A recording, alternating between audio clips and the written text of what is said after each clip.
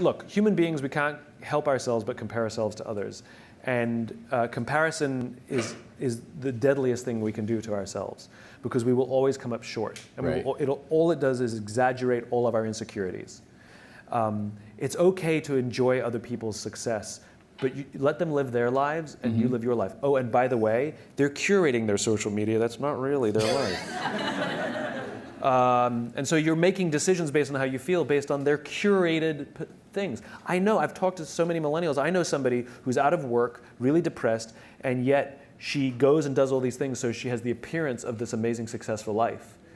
And so now she may be making those decisions based on what her friends. Who knows what sort of weird, twisted, exaggerated, circle of depression this is forming. So go back to the rules of the infinite game. Your friends are there to admire. Your friends are there to say, God, I'm so happy for them. What are they doing that I can learn from?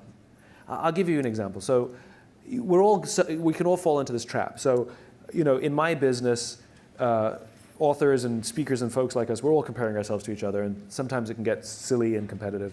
And there was, sometimes I go on Amazon and I check the rankings of my books to see that I still have a job. And now and then there was this one author who I hated for no reason. He's very smart. His work's incredibly good. He's incredibly well respected. I respect him, but I hate him.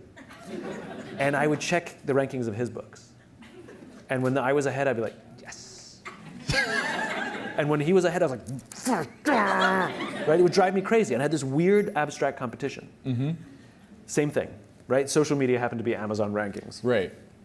And I would check in all the time. I'd always check in, mine, his, nobody else, just mine and his.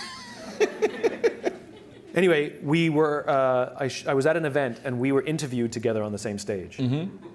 And the interviewer decided to let us introduce each other. So I went first. I had to introduce him. And this is what I said. I looked at him and I said, you make me very insecure. I said, because all of your strengths are all of my weaknesses. And every time I see you do well, it just reminds me what I'm bad at. That's how I opened up. He turned to me and he said, funny, I feel the same way about you.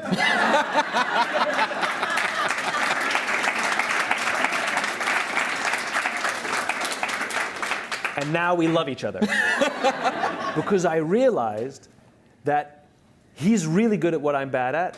So by me getting to know him and really learning to love him, I'm realizing I'm getting better at those things. And I'm taking more pride in the things that I'm good at rather than thinking I have to be good at everything he's good at, right? So it's healthy to grow our own strengths and rather than be intimidated by the strengths of others.